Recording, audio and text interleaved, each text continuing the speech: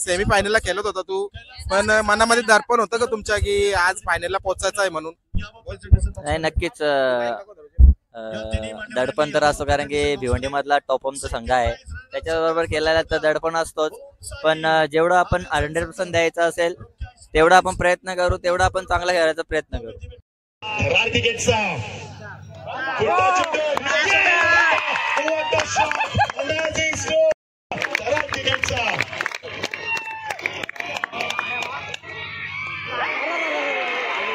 आणि सम्राट जिंकला आगासन संघाला, तोही एका धावेने एका जोरदार टाळ्या आगासन संघासाठी. समोर आहे विराज मुंडे. आज उल्लेखनीय कामगिरी त्यांनी करून दाखवली. या श्रीराम मस्कर चषक एक कोणी गाजवलं तर नक्की तुम्हाला प्रश्न पडला होता. आणि विशेष समोर एक चांगला बलाढ्य संघ असताना त्यांनी एक ओव्हरमध्ये 6 बॉलमध्ये 5 विकेट घेतल्या आणि त्या संघाचा पराभव करून फायनलला पात्र ठरला. तर त्याच्याशी जाणून घेऊ आपण, काय काय सांगशील, आज तुम्ही इतकं मोठं काम केलं?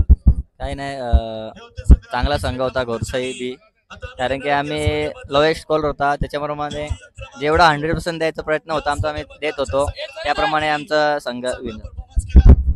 बरं, अजून तुला विचारेन मी, कारण सेमी फायनलला खेळत होता तू, पण मनामध्ये दडपण होतं का तुमच्या की आज फायनलला पोहोचायचं आहे म्हणून? नाही, नक्कीच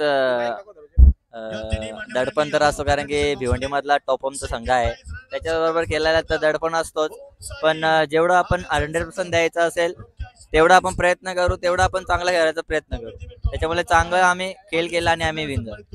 आणि नेहमी तुला आम्ही बघतो म्हणजे एक चर्चेतच राहणार तू गोलंदाज आहे, आणि आज तुला एक इथं याच्यासाठी उत्कृष्ट गोलंदाज सुद्धा, त्याच्यासाठी एक ट्रॉफी आणि एक फ्रीज भेटली, त्याच्यासाठी काय सांगशील? नाही, खूप आनंद झाला, कारण की भले 2 वर्ष मी काय फॉर्म मध्ये नव्हतो, कारण की कारणास्तव. याच्यामुळे या वर्षी जरा जेवढं प्रयत्न करतोय चांगलं खेळायचा, तेवढं मी चांगला खेळायचा प्रयत्न करतो.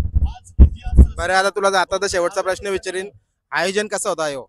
नाही, नक्कीच आयोजन तर खूप चांगला होता, कारण की महाराष्ट्रामध्ये तर बुलेट गाडी कुठे भेटत नाही सिरीजला, नाही पूर्ण भारतामध्येच पकडा, कारण की इथे आयोजन पण खूप चांगलं आहे. आणि बुलेट गाडी तर ठेवतात, कारण की कुठेही आपण आयोजन केलं तरी बुलेट गाडी 1 वर्ष 2 वर्ष ठेवू शकते. सातत्य वर्षाप्रमाणे इथे 7 वर्ष झाली बुलेट गाडी सिरीज मध्ये भेटत, कारण की खूप छान होती.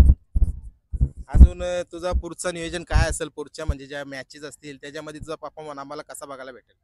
नाही, नक्कीच मी चांगलंच खेळायचा प्रयत्न करेल आणि टीमसाठी आणि गावासाठी खेळायचा प्रयत्न करेल.